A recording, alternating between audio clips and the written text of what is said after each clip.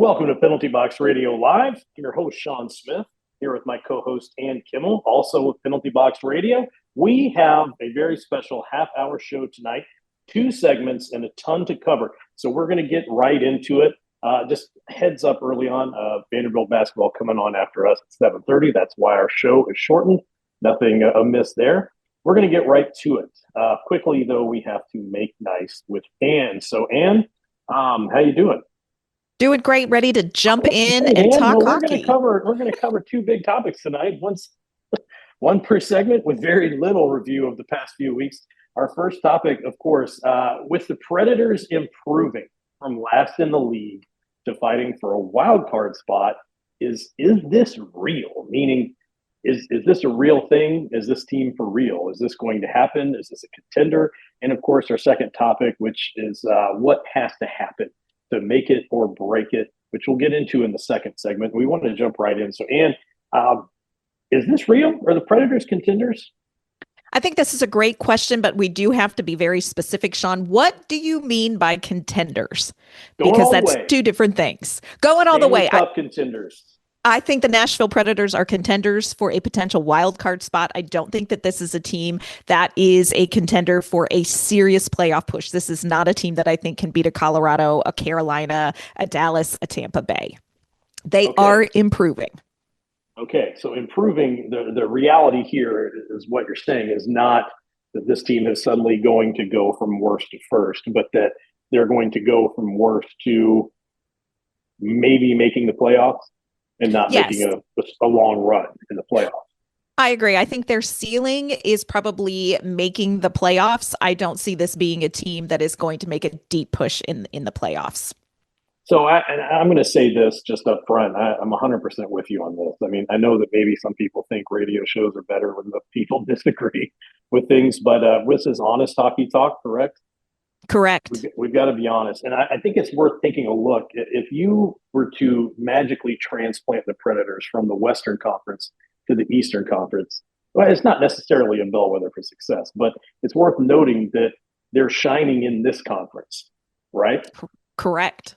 If you move them over to the Eastern Conference, they're last.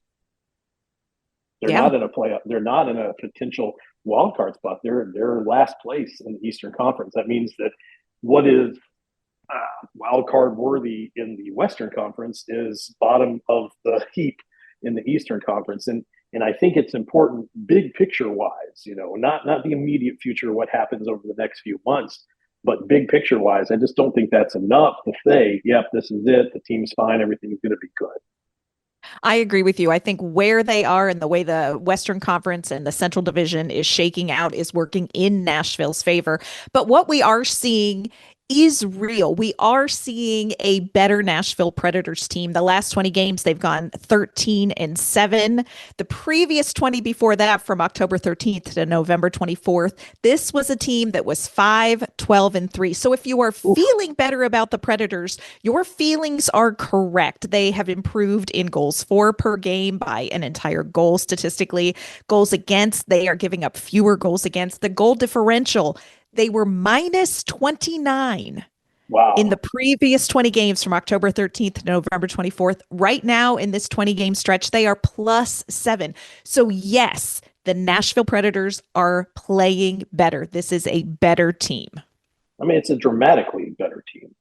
Dramatically better team. Just kind of better. It's a, I don't want to say a 180 because they haven't gone, again, from worst to first. It's a 180 from where they were to where they are now. What do you think you say was kind of the spark plug for this movement that really, when things turned around, what happened about 20 games ago that led everything on this path? I think one thing that we absolutely have to take note of, and I don't think it's coincidental, is that the better performance coincided with the return of a healthy Roman Josi to this Predators lineup. And statistically, we're going to dive into some other things, but I think that is something we have to point out. Roman Josi, healthy and back in the lineup. And I don't think, if you look at the beginning of the season, I feel like the idea was that they wanted to pair Josi with Haig. Haig was injured, and then of course Josi's injured.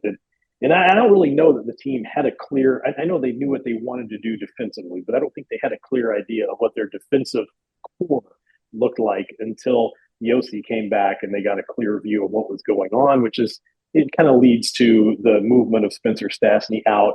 And clearly they think that Willsby is a better long-term fit. You mentioned stats, Ann. Yeah. Yeah. I Okay, think that talk to me about some numbers. Well, I think that there are some very specific reasons why we are seeing Nashville perform better. The first I want to point out is goaltending. And a lot of this is about UC Saros, but put a pin in Justus Annunen. I know Saros has had a couple of rough outings in some of these games, but statistically, when you look at games against Utah, Minnesota, Colorado, when we look at Justus Annunen against the Vegas Golden Knights, the goaltenders helped, quote unquote, steal those games. The Nashville Predators were outchanced in high quality chances. They were outchanced and expected goals for. So you are seeing the goaltenders really help win games, coming up with big saves. And that is leading to wins. We didn't necessarily get that at the beginning of the season. So credit to the goaltending for being able to help Nashville get these wins. They have been very, very good in games against very, very good teams. Now, it's not just goaltending. I mean, there's more going on, There is right? more going on. And I think this is a really exciting thing we're getting ready to talk about. You are getting some of your best play from certain players. Of course, we want to shout out Ryan O'Reilly. We'll circle back to him in the second segment. 23 points in the last 20 games. But Shaun, we must talk about the fact that Steven Stamkos Okay. has 23 points in his last 20 games played, including, for fun, his 600th career goal, which they are celebrating before tomorrow night's home game against the Islanders. So get there early. But Steven Stamkos, we are seeing the Steven Stamkos we were excited about on July 1st, 2024.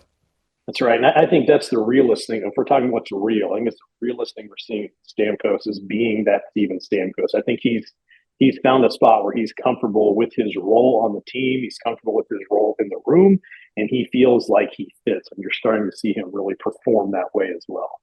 Yeah, and I think that a lot of credit goes to Ryan O'Reilly, but a lot of credit to Steven Stamkos. This has not been an easy walk. He had a very difficult start to the season, but you are seeing Steven Stamkos, the name in capitals. Also want to point out a young player who deserves some credit here. And friends, we got to talk about Luke Evangelista. 20 points in these last 20 games. And here's what I'm loving, Shaun, about Luke Evangelista. You're seeing big improvement in his play. You're seeing him play with confidence, but you are seeing him play with consistency. And that is a sign of a player transitioning from a young player in the league to maturing into being an NHL player. It's the consistency from Evangelista game in and game out that I am really excited about. And you're also seeing a forward that was drafted by Nashville actually making it through that handcuff stage of playing on the fourth line and actually getting some time in the top six and being given the chance to play with more skilled players. And you're seeing that finally pay off, which I think we've been on that roller coaster so many times. I could start naming players if this is a 30-minute show. So yeah. I'm just happy to see that even despite the drama at the beginning of the season, that this, I guess if you wanted to call it a gamble, I don't think it was. But I think the roll of the dice on giving Luke Evangelista his money is paying off. Absolutely agree. And I think you make a great point. It's very good to see a forward that Nashville has invested in, has drafted in, make that transition to becoming somebody who is going to be a foundational part of this team moving forward. Also, shout out to this team as a whole, because this is a team that you are seeing that resiliency that has been missing, where when something went wrong, it kind of rocked them. This is a team that really has done a great job being resilient in games where they've gone down. Put a pin in that. We'll circle back in the second. But this is a team that in the third period, they rank 11th in the league when it comes to goals for. They are not giving up in these games. They are finding ways, especially in the second and third periods, to win and compete against some really good teams. There is no quit in this team. And Andrew Brunette has given a lot of credit to the locker room, to the relationships that they're building. And I think that is hard to quantify, but very, very important in this success.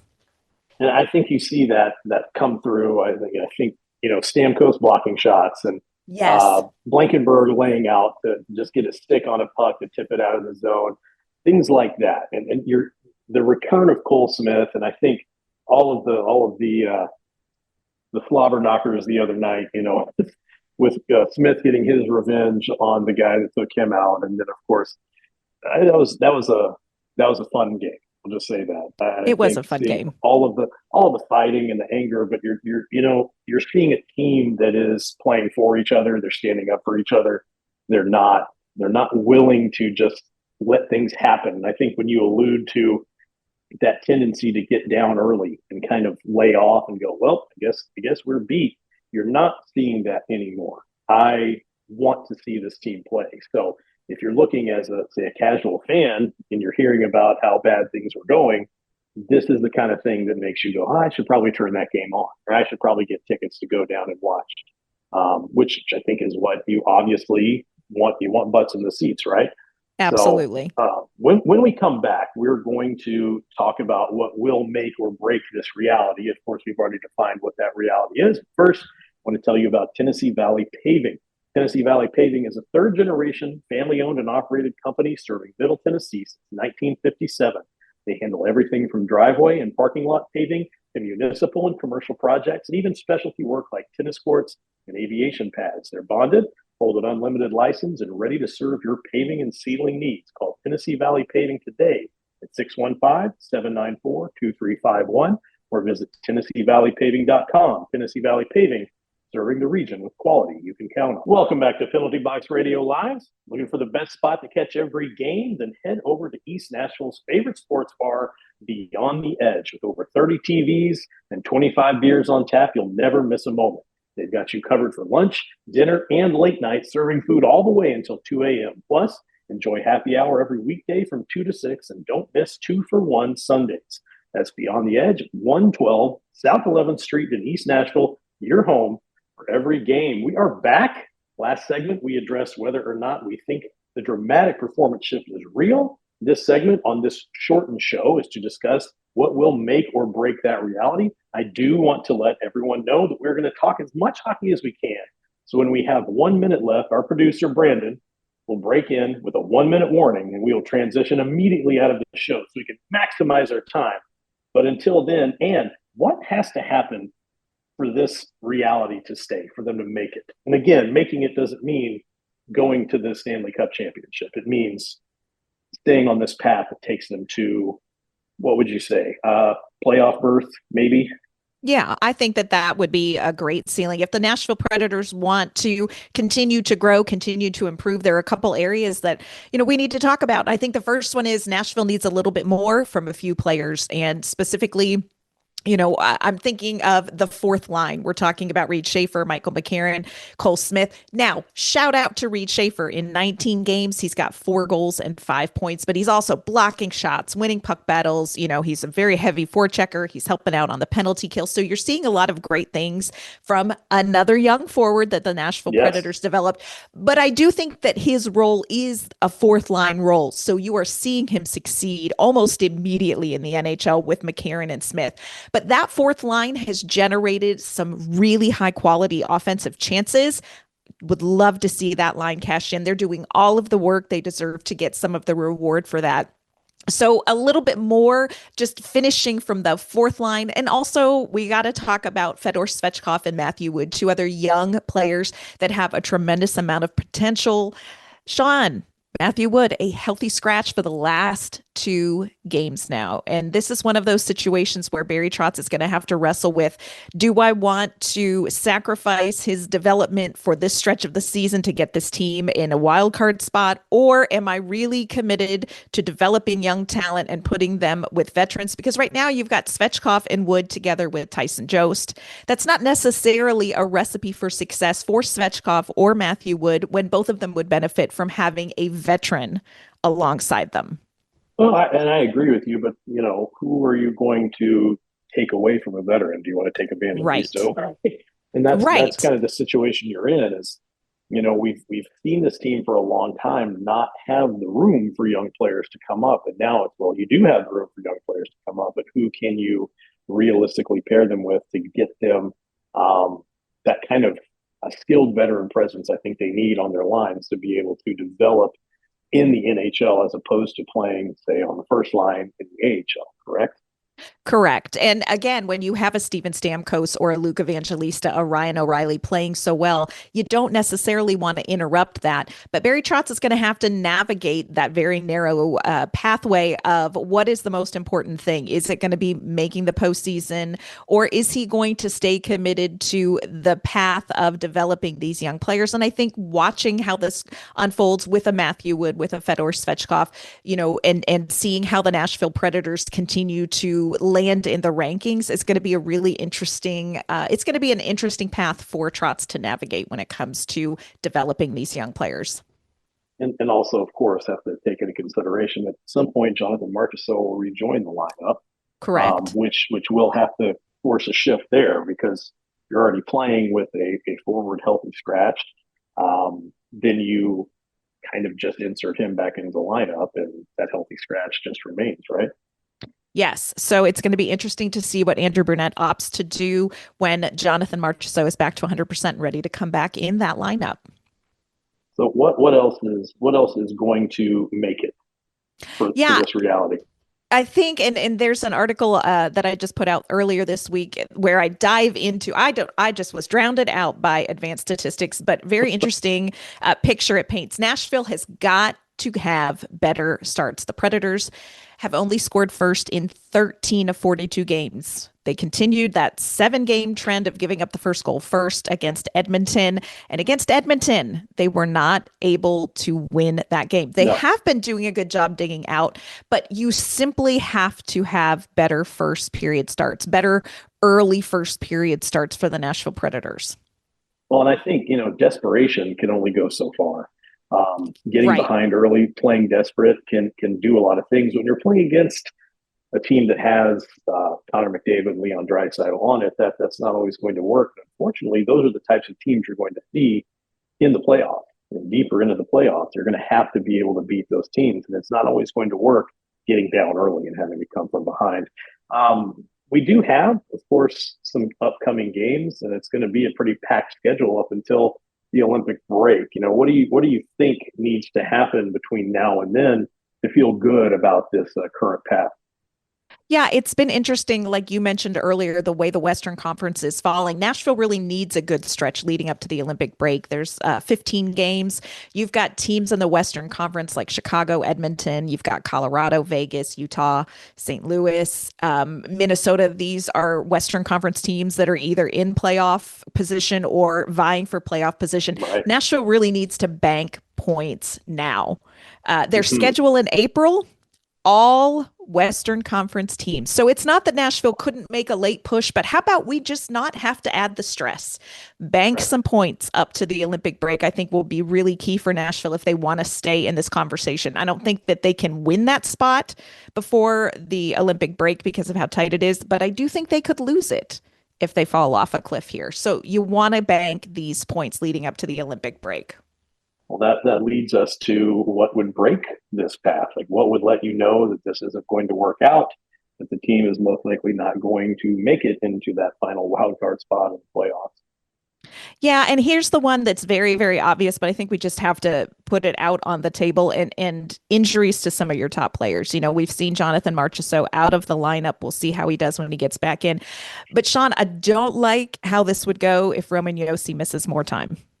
So I think keeping these players healthy, and this is a struggle for every team. Every team deals with it. But I think for Nashville, they need a healthy team, especially with their top players, to really continue this pursuit of a playoff spot. So for me, you got to keep them healthy. I agree 100%. And, seeing that the team dramatically improved with the return of Roman Josi, something taking him back out would probably regression would happen. And I guess regression also would be a concern with the success that Stamkos has had recently. That would Yeah. that would probably go a long way, right? To say that things weren't going to go as well. Yeah, I think if you see Steven Stamkos fall off, how Stamkos goes, so may the Nashville Predators go in this next stretch. Right now, Stamkos is shooting 18.4%. That is his best shooting percentage since the COVID shortened season. He averages about 15.6% shooting percentage in between that great season and where he's at now. So he is performing very, very well. Can Steven Stamkos continue to perform that well offensively for the Nashville Predators? I think if Stamkos kind of comes back to earth or is injured, that's going to be a big blow to Nashville because he has been such a key component of their recent success. So for me, Stamkos coming back to earth, that could end Nashville's playoff hopes. And I think there's one thing that I don't. It's the elephant in the room that keeps getting brought up Yep. everywhere you go. You Yep. can't. Like I'm sitting in the office the other day, and another teacher walked by and says, "Are they trading Ryan O'Reilly?" And I was like, "Whoa, pump the brakes. Let's have a real honest conversation about clickbait." But here's the thing: there is a lot of chatter out there. The Predators have actually put out like, "Hey, this is what a healthy Ryan O'Reilly would cost on the free and Mm-hmm. open market here."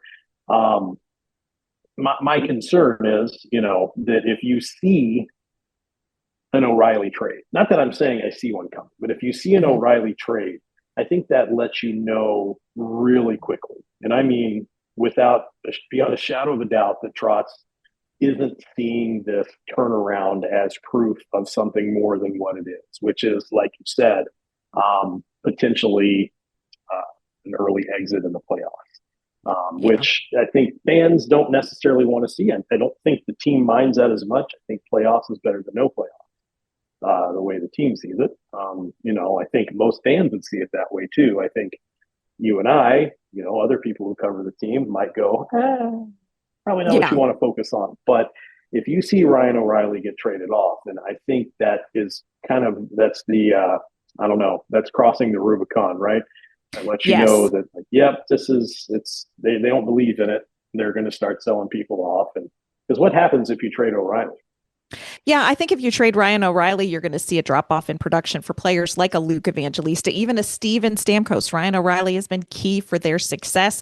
And I agree with you. I think if Barry Trotz does accept a trade for Ryan O'Reilly, that tells you everything you need to know about what Barry Trotz thinks of this particular roster iteration's chances of making a deep playoff run versus sticking to the path of developing young players. So trading Ryan O'Reilly, I think changes things dramatically short term for the Nashville Predators. And long term, And that's a show for another day.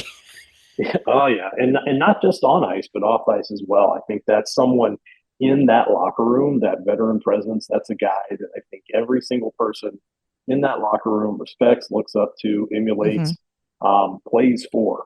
I Yes, don't think it's just that they see him and go, "Oh, this is a cool guy to play with." Right? I correct. think it's a guy that they say, I want to play well today, even if for no other reason, because Ryan O'Reilly's out here and I want to do well for him. There's one You more heard me. Absolutely. remaining in the final segment. Okay, you heard it. You heard it there, folks. Again, that's pretty much, we covered everything we had planned to cover. That's all the time we have for Penalty Box Radio tonight. We'll be back next week with another half-hour show before Vanderbilt basketball. I'd like to thank Ann for joining me tonight, Brandon for producing, and the listeners for tuning in. Of course, if you missed it, we'll be on the podcast almost immediately after this. Penalty Box Radio is brought to you by Tennessee Valley Paving, Beyond the Edge East Nashville, Boston Commons, Green Ventures Landscaping, and Timber and Blade. We'll see you again next week.